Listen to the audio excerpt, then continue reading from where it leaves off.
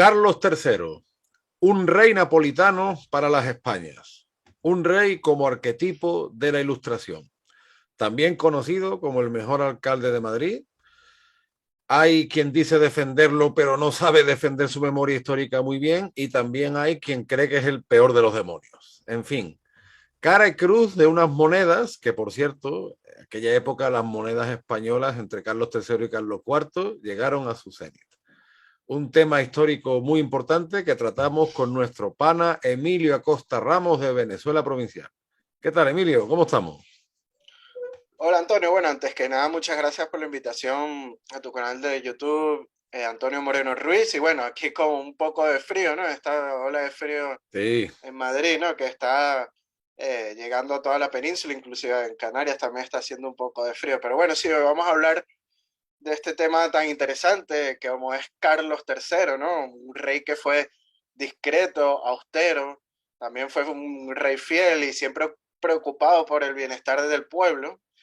El hijo de Felipe V fue el mayor representante del despotismo ilustrado y la antítesis a la imagen de que se suele tener de un monarca a nivel popular, ¿no?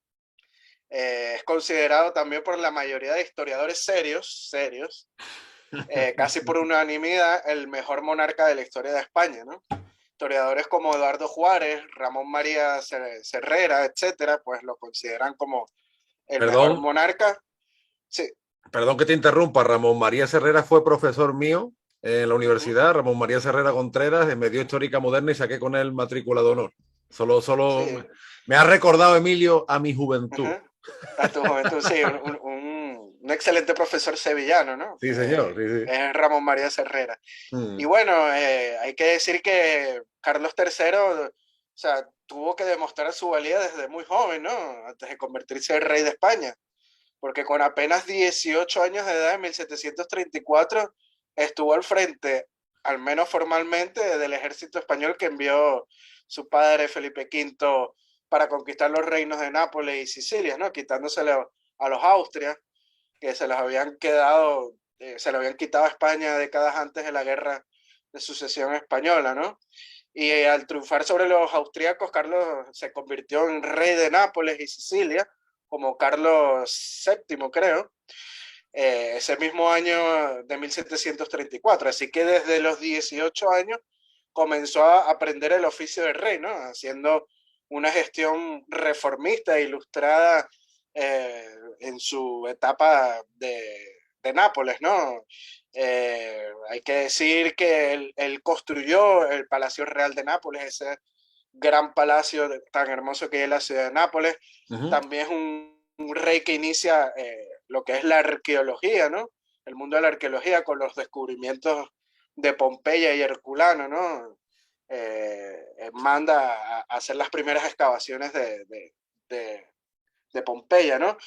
Y bueno, después se convierte en rey de España, ¿no? Al abdicar a las coronas italianas, al morir su medio hermano Fernando VI en 1759. Así que ya tenía una vastísima experiencia como rey al tomar el trono de España. Fíjate que Carlos III, Emilio, a mí me parece una figura determinante eh, para desterrar esa imagen tópica que hay sobre los Borbones españoles, los Borbones del siglo XVIII por lo menos. Primero por eso que dicen algunos, incluso algunos que son brillantes, ¿no? Que Uh -huh. España pues quedó subordinada como una colonia de Francia, nada más lejos de la realidad. Felipe V luchó por esos territorios italianos. Carlos III, fíjate que tuvo una infancia y una adolescencia difícil porque ya muy pronto fue destinado y fue educado para entrar en sintonía con esos territorios italianos que a la postre pues se convertiría en rey, en el conocido Carlos VII en Nápoles o Carlo di Borbone, como lo recuerdan todavía Uh -huh. en Nápoles, y porque Felipe V se empeñó en recuperar España como potencia. Si es verdad que antes lo había hecho el último Austria, Carlos II, pero también es verdad que fue por un pariente de Carlos II, por el archiduque Carlos, que se metió como un pollo sin cabeza en la península, aliado de ingleses y holandeses, provocando una guerra civil espantosa que ganó Felipe V, pero trajo todas esas secuelas. Entonces, Carlos III es el producto de esta época. Luis el hijo de Felipe V, Luis I, que es un nombre maldito para los reyes de España. Ya jamás ningún rey optó por ese nombre. No pudo gobernar porque murió. O sea, Sí, con pocos meses en el reinado, sí. pocos meses. Luego Fernando VI, que fue un rey muy prometedor, un rey además que se ocupó y preocupó de la monarquía hispánica como potencia marítima, abandonando muchas guerras y muchos conflictos europeos, manteniéndose al margen, con una Sí, política durante su reinado se da la Pax Hispánica. correcto, con una política bastante inteligente a favor de los intereses hispánicos. Además, él fue el que creó, por ejemplo, en esa época de Fernando VI se crea la Real Fábrica de Tabacos, que a día de hoy es el rectorado donde yo estudié, donde Ramón María Herrera me enseñó, por ejemplo. Y claro, Fernando VI sí es verdad que el último año de su vida pues muere con la cabeza muy perturbada, en fin, pero su viudedad no le sentó nada bien, pero fueron unos años bastante prósperos y lo que dice el historiador Tomás Pérez Bejo, en la época borbónica España se perfila como una monarquía fundamentalmente americana. Y lo que desmiente eso de que España estaba totalmente subordinada a Francia, ¿no? Es que precisamente esa relación tan fructífera con Italia es que España abarcaba mucho más que ser una colonia de Francia. Además, más hubiera querido Francia que tener a España de colonia.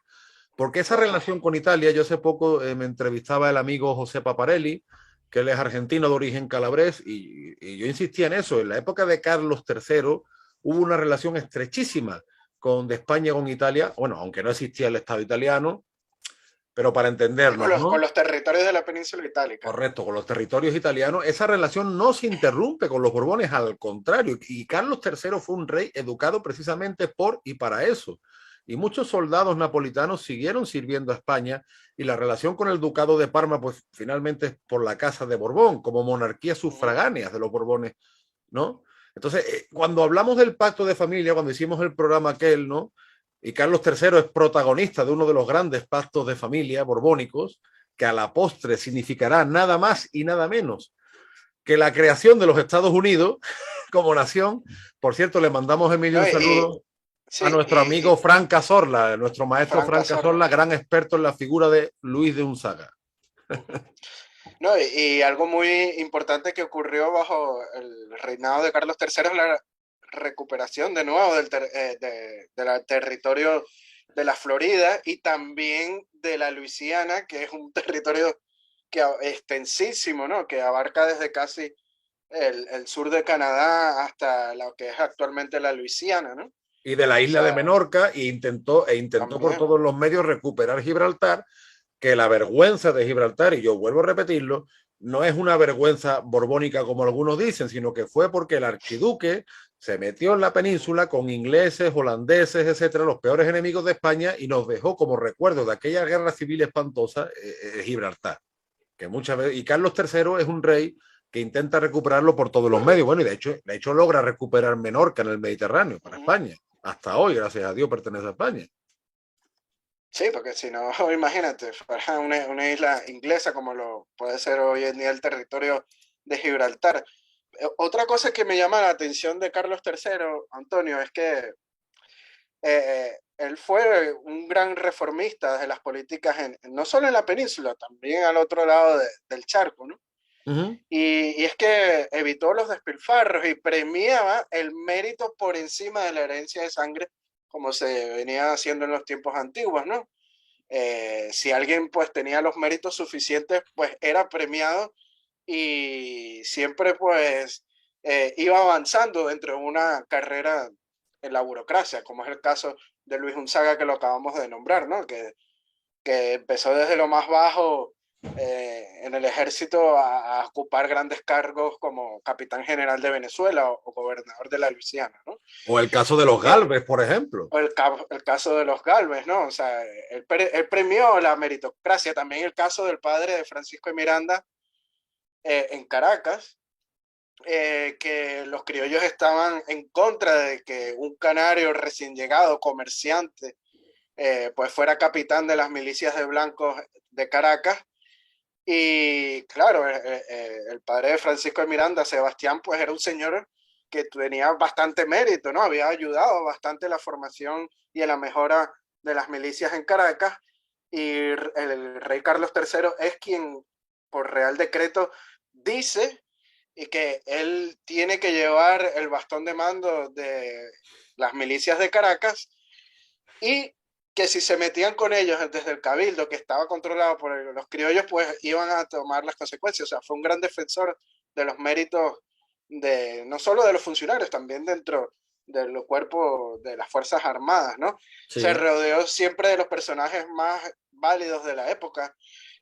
Supo delegar en personas de primer orden como pudo haber sido el Marqués de Esquilache, el Conde de Aranda, Campomanes o Florida Blanca, ¿no? O sea, siempre se rodeó de gente muy inteligente y que sabía, pues, del buen gobierno, ¿no? fíjate, es interesante lo que tú dices de cómo Carlos III siempre buscó el mérito y además esa filosofía que él entroncaba con la cultura clásica por su pasión por la arqueología. Bueno, Pompeya finalmente no existiría, por así decirlo, sin Carlos III, que él en Nápoles crea la Orden de San Genaro y cuando viene acá, pues se crean muchas órdenes de maestranza, de caballería, las sociedades económicas de amigos del país.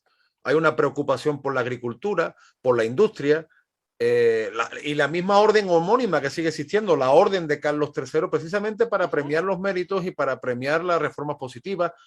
Fue un rey con su ministro peruano, Pablo de Olavide, muy preocupado por eso que llaman a día de hoy la España vaciada, pues ya él tenía esa preocupación de conectar a las zonas periféricas con Madrid y a toda su preocupación por la industria de la porcelana, del vidrio, unió la preocupación por las comunicaciones y como buen, por así decirlo, buen romano de vocación, retomó el tema de las carreteras, las calzadas, las poblaciones, todo el corredor de la Sierra Morena, que va de Andalucía a La Mancha, él lo repobló, o sea, trajo un Sí, plan de colonización.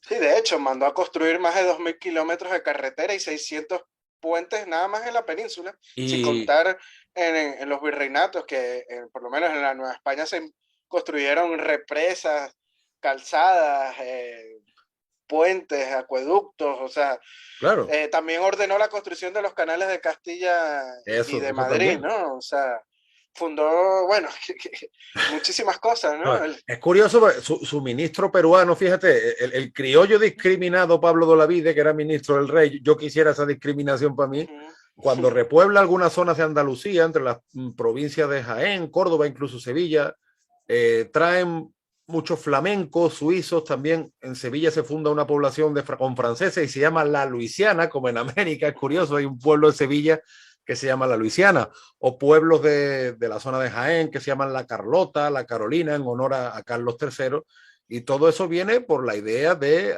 formar asentamientos estables, de potenciar la agricultura, o sea, era un rey que lo tenía muy claro, lo tenía clarísimo. Lo que sí es verdad, Emilio, que yo creo, y eso no es cosa de Carlos III, eso es cosa de toda la corriente del despotismo ilustrado, porque volvemos a lo mismo, parece ser que los Borbones son los inventores del mal. La corriente del despotismo ilustrado estaba en Portugal con el Marqués de Pombal, estaba en Rusia con Pedro y Catalina, estaba en la Casa de Austria, porque el josefismo austriaco también fue eso, Sí, básicamente, ¿no? es el movimiento de la época. De la Se época. da en toda Europa. Y sí es verdad que yo creo, por ejemplo, que en algunas, y el mismo rey tuvo que lidiar muchas veces con nepotismos, en España se forman algunos lobbies, sobre todo el tema de los ministros extranjeros, como los llamaba el pueblo, que fue lo mismo que le pasa a Carlos I. Carlos I, Castilla se revela muchas veces contra los ministros flamencos, etcétera. Algunos ministros de origen francés, de origen italiano, eso sí es verdad que provoca recelos en el pueblo, porque el motín de Esquilache, en teoría, Uh -huh. proviene por la prohibición de la vestimenta, ¿no? Porque decía que los españoles pues se vestían con sombrero de ala ancha y capa larga, que era una herencia centroeuropea probablemente. Aquí se entiende eso como casticismo, pero seguramente eso lo trajeron los soldados de los tercios Uh -huh. de Flandes. Pero claro, lo que había detrás, por encima de la prohibición de vestimenta y de que se impusiera el sombrero de tres picos, en verdad lo que había detrás era que había cierto malestar con la subida de precios, con ciertas políticas de nepotismo, ¿no? También el rey tuvo que lidiar con eso en la península, ¿no? Y Tuvo también sus detrás de más y eso sus menos. estaban los jesuitas también, ¿no? También, que bueno, que ahí proviene otra leyenda. Sí. Ahí proviene otra leyenda, la leyenda rosa de los jesuitas, que eso yo sé que nos van a dar por todos lados, pero ahí también lo podíamos tratar. Porque claro, ¿y sabes por qué digo leyenda rosa? Porque la expulsión de los jesuitas, que es un hecho determinante, yo creo que se pudo hacer de otra forma y que trajo Sí. consecuencias negativas. Ahora bien, los austrias también expulsaron a los jesuitas de sus dominios. Entonces, ¿por qué todos tenemos en la cabeza que Carlos III los expulsa, pero nadie sabe que los austrias también los expulsaron? No hay una leyenda rosa jesuita. No, es que los jesuitas siempre se metieron en temas políticos, ¿no? Inclusive lo vemos muy bien a mediados del siglo XX, ¿no? Como con esta teoría de ellos, no me acuerdo el nombre de ¿Te esa, refieres? ¿La teología de la liberación te refieres? la teología de la liberación, correcto, o sea, siempre están metidos en estos temas políticos, No, no, sobre en el todo, siglo XX, Emilio, y en el XXI. ni en el XXI todavía lo siguen siendo, ¿no? Vemos que actualmente el Papa Francisco viene de esa corriente jesuita, ¿no? Y es muy, por no decir de, es muy de una corriente, por no decir de otra cosa, ¿no? Para no meternos en camisas de once varas. Pero bueno, sí, Ay, Dios mío. eh, No, sí, te entiendo. hablando, Sí, sí. sí, hablando también de Carlos III y de su personalidad, pues hay que decir que también despertaba simpatía, porque él evitaba los despilfarros en la corte, ¿no? Apenas hablando de los trajes, ¿no? O sea, apenas dejaba que le hicieran trajes, vestía siempre de forma sencilla y comía también lo justo. Creo que lo único que solía repetir era el chocolate, ¿no? Y lo tomaba siempre en la misma taza. Eh, y no le hicieron muchos trajes. Él también llamaba mucho la atención, ¿no? El poco gusto que tenía de estrenar de ropa. Pues basta con ver los retratos que le pintaron para decir que la ropa pues era muy normal, ¿no? Y Sí, tranquila. más bien parece un cazador austero, un cazador del mundo Mm. rural que eso de hecho, por sus retratos de cazador, algunos dicen, no, claro, es que era un rey que solo se preocupaba por la cacería. No, mire, el reinado de Carlos III fue bastante largo, bastante fructífero, perdón, complejo, contradictorio en alguna. Pero bueno, yo creo que parte precisamente de eso, de que en los mismos cuadros que representan al rey se ve una persona bastante austera. Parece muchas veces más un cazador del mundo rural más que un rey con toda la pompa, ¿no? ¿No? Y sus retratos también transmiten como cierta simpatía, como alguien campechano, por llamarlo de alguna manera, ¿no? Tú sabes que, por ejemplo, el historiador catalán, historiador y sociólogo catalán Javier Barraicoa, dice que Uh -huh. Carlos III fue muy bien recibido en Barcelona y es importante su figura porque en la época de Felipe V, la Casa de la Contratación va siendo trasladada de Sevilla a Cádiz, porque ya los buques, al ser más grandes, ya por el río Guadalquivir es muy complicado que transiten, entonces se busca una ciudad costera como Cádiz, que finalmente pues pertenecía a la Andalucía Atlántica, al Reino de Sevilla, pero Carlos III es el que decreta el libre comercio. Y entonces Sí, claro. muchísimos puertos de España, te digo bote pronto, seguro que me olvido alguno, Santander, La Coruña, Barcelona, Málaga, Valencia, los alfaques de Tortosa, una serie de puertos que se benefician muchísimo del comercio con América. Y bueno, no digamos la Capitanía General de Venezuela y el Río de la Plata, lo que se benefician en la época de Carlos III hasta Carlos IV por este nuevo movimiento comercial y incluso la creación de nuevos virreinatos en América, porque los dos grandes vértices del poder americano son la Nueva España y el Perú. Sin embargo, en la América del Sur, en la época se crea el Río de la Plata, también se había creado la Nueva Granada antes, ¿no? Y en el norte también se pensó, Emilio, lo que pasa es que no llegó a prosperar la creación de un nuevo virreinato por los territorios norteamericanos, pero al final pues se quedaron en la Nueva España. ¿No? Y algo muy importante, ¿no? Que es el padre fundador de Venezuela, porque creó la Capitanía General de Venezuela en el año de 1777. O sea, Venezuela no existiría si no es por Carlos III, y también hay que reconocer la influencia de Unzaga, ¿no? Que fue el primer capitán general de Venezuela, quien Y, lo materializó, ¿no? Allá en Caracas. y Hay que saludamos de decir, nuevo a nuestro sí, amigo Frank Cazorla, que si no nos tira de las orejas, ¿eh? Gran sí, experto en la figura de Luis de Unzaga. Un abrazo para nuestro gran amigo Frank sí. Cazorla. Sí, Carlos III es el que idealiza, claro, también los Galvez son los que proponen la idea, ¿no? De la Uh -huh. creación de la Capitanía General.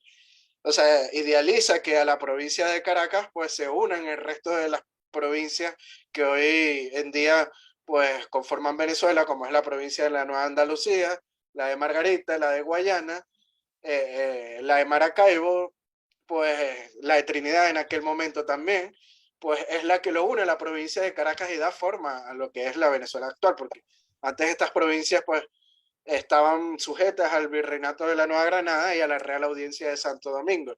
Y es cuando se concentra el poder desde Caracas y bueno, se mandaba una decisión desde Caracas pues hasta los Andes.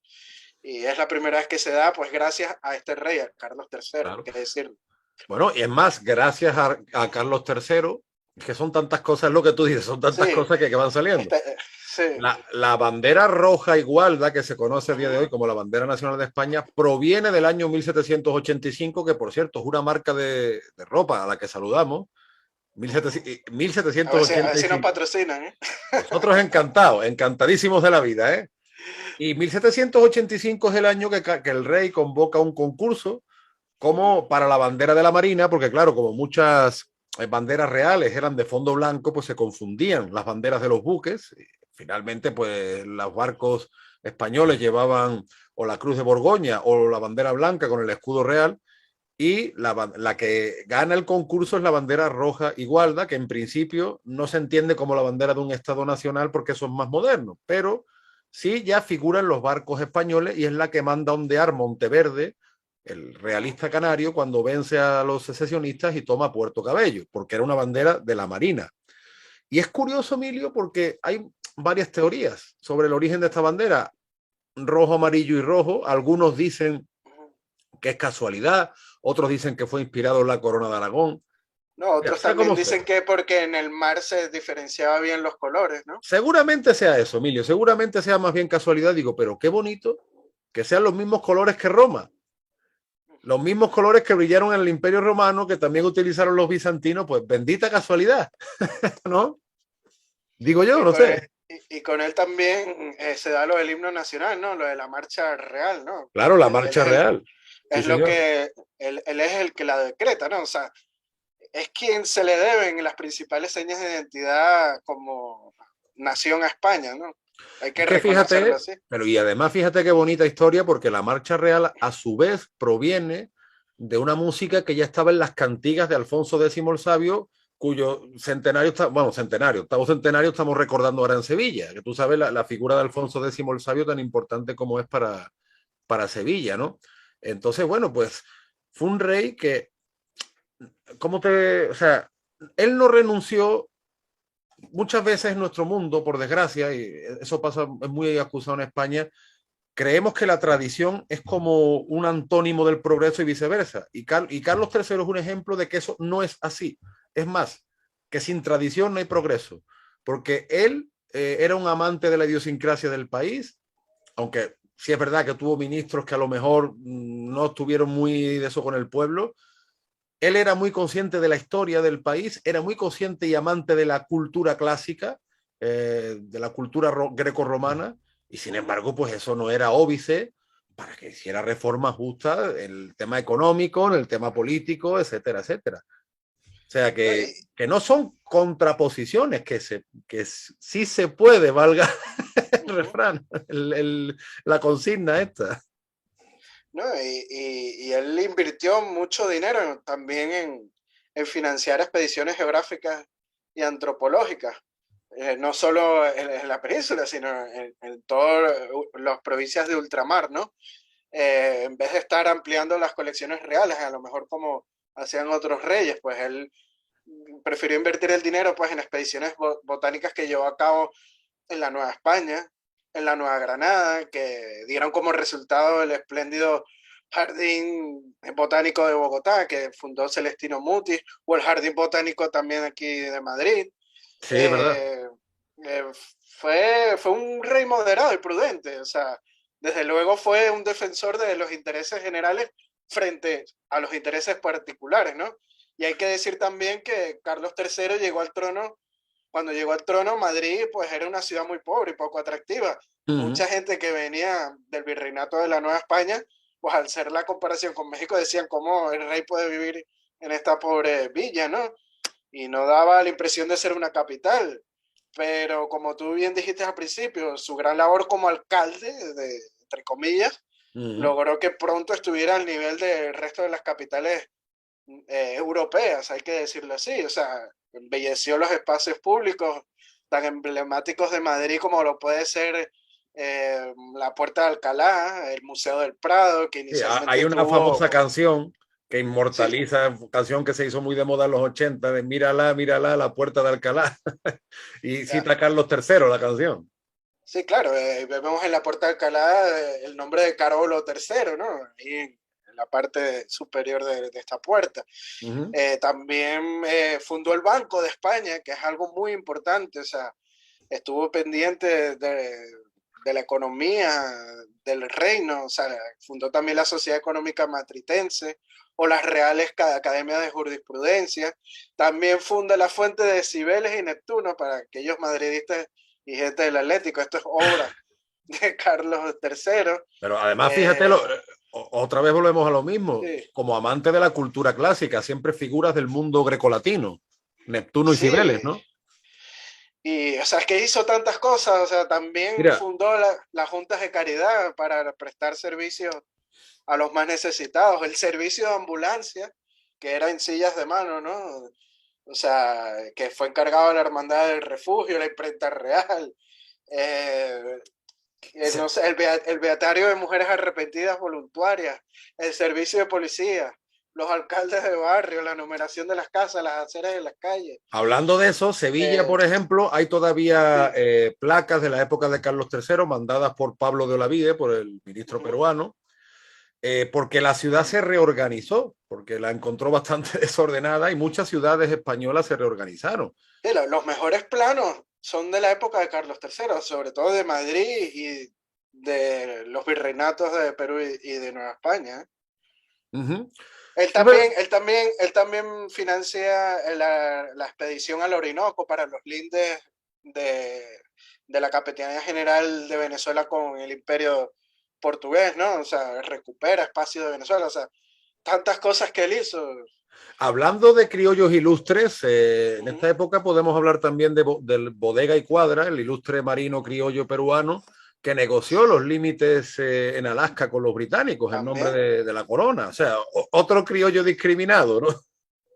Sí, o sea, de la época de Carlos III, hay que decir que es el cenit de la expansión territorial del imperio, junto con el de su hijo Carlos IV, ¿no? O sea, los lindes de la monarquía hispánica llegaban, como bien dice, hasta Alaska, ¿no? Y hasta hoy en día vemos nombres como Valdés, ¿no? Allá tan al norte del continente americano. También, ahora que hablas de este gran marino ilustre como Cuadra, pues hay que también hablar del Marqués de la Ensenada, ¿no? Que él crearía una poderosa flota de proporciones Sí, comedidas y señor. realistas, sobre todo para combatir la piratería anglosajona, ¿no? Fabricó más de 125 navíos y fragatas de un impecable y avanzado diseño que para la época pues eran muy desarrollados, ¿no? O sea, y esto en un breve lapso de tiempo, o sea, modernizó la Marina Española, para aquellos quienes dicen que con los Borbones pues la Marina ya no era lo mismo que era como en la época de los Austrias, ¿no? Más bien al contrario, con los Borbones España tuvo más clara su vocación marítima, porque al quitarse, digamos, de los problemas centroeuropeos, pues pudo, lo que dice el profesor Tomás Pérez Bejo, ser una monarquía más americana, ¿no? Eh, claro, Carlos III además, hay una curiosidad, en su época se manda a hacer un censo de la población gitana y hay muchos, sobre todo como muchos gitanos provenían de tradiciones nómadas y iban y venían, él procura siempre su sedentarización. Incluso muchos ya se inscriben con apellidos y hay apellidos que se asocian a los gitanos que provienen de esta época, pero porque muchos se inscribían con los apellidos a lo mejor de sus padrinos. Entonces, en algunas zonas, bueno, en España, bueno, tú sabes que, por ejemplo, una vez hasta la comunidad judía tuvo que desmentir la famosa lista de apellidos judíos porque ahí aparecían apellidos patronímicos, toponímicos, no. Entonces, entre los gitanos pasa un poco igual y apellidos como Cortés, Jiménez, Vargas, Heredia, que muchos provienen de apellidos hidalgos. Bueno, pues por esa regla de tres, Hernán Cortés sería gitano, ¿no? Pero eso proviene de la época de Carlos III por el censo de población gitana que se hace, igual que hay apellidos, por ejemplo, que tienen su rama judía, por así decirlo, pero tienes que buscar el apellido concreto. Es decir, que hubiera una persona de sangre judía que se apellidara Sánchez, no hace que Sánchez sea un apellido judío. Entonces, hay mucho mito con eso de los apellidos gitanos y eso proviene, entre comillas, de esta época, pero porque Carlos III era un rey muy metódico y en su época se hicieron muchos censos de población. Y el marqués de la Ensenada, que tú muy bien has citado, pues fue el que ordena el gran catastro, ¿no?, poblacional de España, precisamente pues por esto mismo, además, para la atención a la población. Ahora que acabas de nombrarlo de gran catastro, no solo poblacional, sino de tierras también, hay De que tierras, correcto. decirlo. Sí, sí. Carlos III es el que hace, claro, eh, por medio del Marqués de la Ensenada, como bien señalas, ¿no? Es el que hace los repartos de las tierras comunales y es el que se encarga de trocear los latifundios, sobre todo para la distribución entre la población pobre, ¿no? O desfavorecida. Fue un hito que tuvo que enfrentar, no sin sortear dificultades obvias, ¿no? Bueno, De grandes empoderados y de gente poderosa, no solo en la península, sino también al en otro América. lado del charco.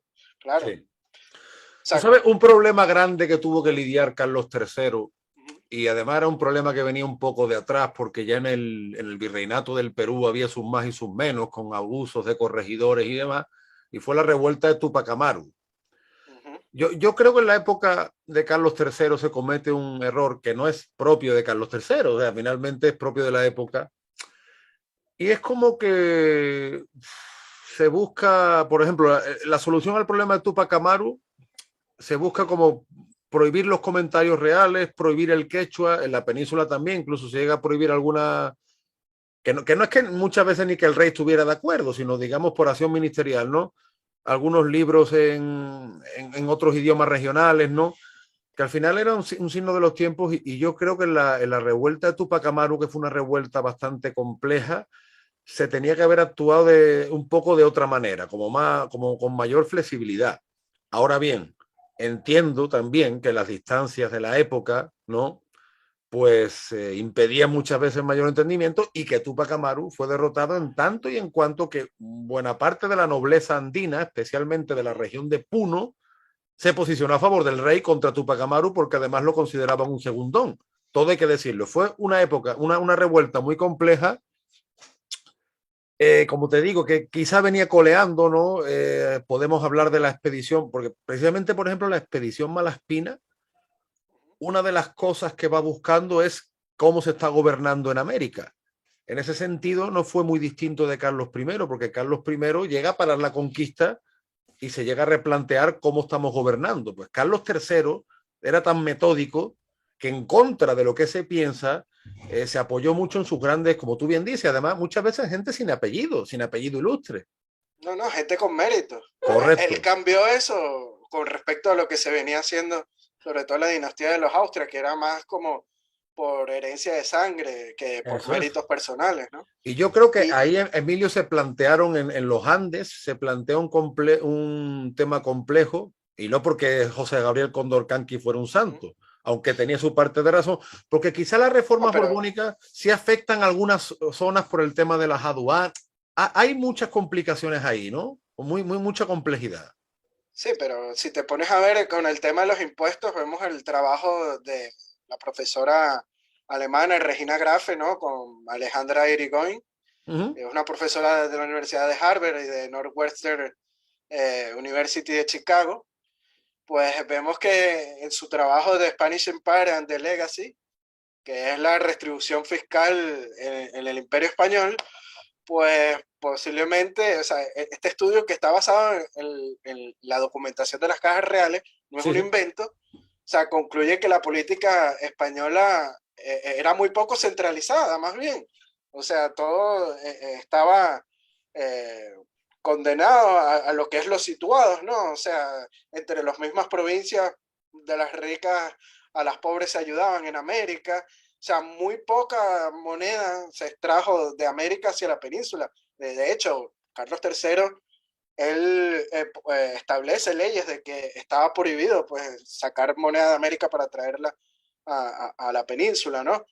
hablando de las monedas, otra reforma que hace Carlos III con respecto a la moneda es que la moneda española, al tener más contenido de plata, pues era pues sacada de los territorios hispánicos hacia Europa, Ujú. y en Europa pues eran fundidas para que los estados como Francia o Inglaterra pues acuñaran sus monedas con menos ley, ¿no?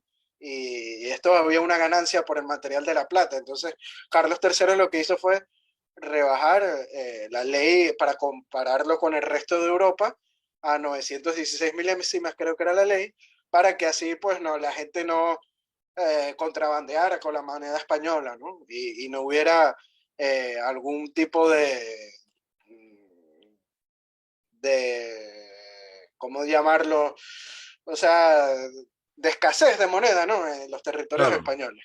Entonces, él hace esta ley y es cuando se cambia la moneda columnaria a las monedas de busto, ¿no? De que sale el busto de Carlos III, que por aquí tengo una muy pequeña, lamentablemente no es un real de A8, de Carlos III, es medio Ahí real, es muy parece que se ve un pequeña. poco Sí, no se ve mucho, pero bueno, este es con el medio busto de Carlos real, III. es Si te muy la pones pequeña. aquí en el pecho, aunque sea, Sí, sí. A ver, si me acerco. No, se ahí se ve difumina. Venezuela provincial. Bueno, él es el que hace estas reformas de las monedas de busto, ¿no? Sí, O sí, sea, no. hace tantas cosas que bueno. Es que eso, cuando hablamos de Carlos III, con sus luces y con sus sombras, al final es eso, es un reinado tan largo, tan complejo que... Pero hombre, es un personaje, yo diría que fundamental en nuestra historia, como tú decías, hasta por las señas de identidad que hoy en día tenemos como referentes, ¿no? Y finalmente hay, sobre todo desde posiciones que se llaman nacionalistas y demás, que intentan culpar a Carlos III pues de todos los males, ¿no? Como que a la población hispanoamericana le caía antipático porque era muy centralista, porque... Pero realmente estamos ante mitos, ¿no? Porque América siguió creciendo demográfica y económicamente. Estamos en una época con sus desigualdades, porque como las había en todo el mundo, pero que no estamos en una época especial, por así decir, de carestía, de escasez, sino más bien todo lo contrario, repensándose como una gran potencia. Y creo que muchas veces incluso desde cuando se le defiende no se le defiende bien. O sea, la verdad que porque es una figura tan compleja, yo diría que está monumental, ¿no? Precisamente por eso. Bueno, es tanto así que vemos en la Plaza de Sol, ¿no? Aquí en Madrid, en su monumento que dice, lo voy a citar, creo que dice, tras su reinado, dice, con sus políticas se creó riqueza en los virreinatos. O sea, Ah, sí, verdad, verdad, sí, sí, es sí, verdad. eso está en el monumento de él, en su estatua en Sol, ¿no? Aquí en Madrid. Hay que decir que tras su reinado, los reinos españoles de América alcanzaron un nivel de poder y riqueza que puede considerarse la cúspide del imperio en todas sus épocas. O sea, ¿qué se puede decir más de Carlos III? Él es el que regulariza también las milicias, el sistema de milicias en América, ¿no? O sea, él es el que unifica el sistema de milicias urbanas y provinciales, e incorpora la obligatoriedad del servicio, los incluye a las milicias de los privilegios del fuero militar, recibieron instrucciones veteranas, o sea, les otorgó espacios dentro del poder de las aristocracias locales. En Venezuela se crea pues los batallones de milicias voluntarias en 1768. También promulga la educación obligatoria a las niñas, o sea, con el Real Decreto o la Real Cédula del 11 de mayo de 1783, o sea, que establece escuelas gratuitas no solo en la península, sino también a los demás pueblos del imperio, en los Mm. territorios de América y Asia.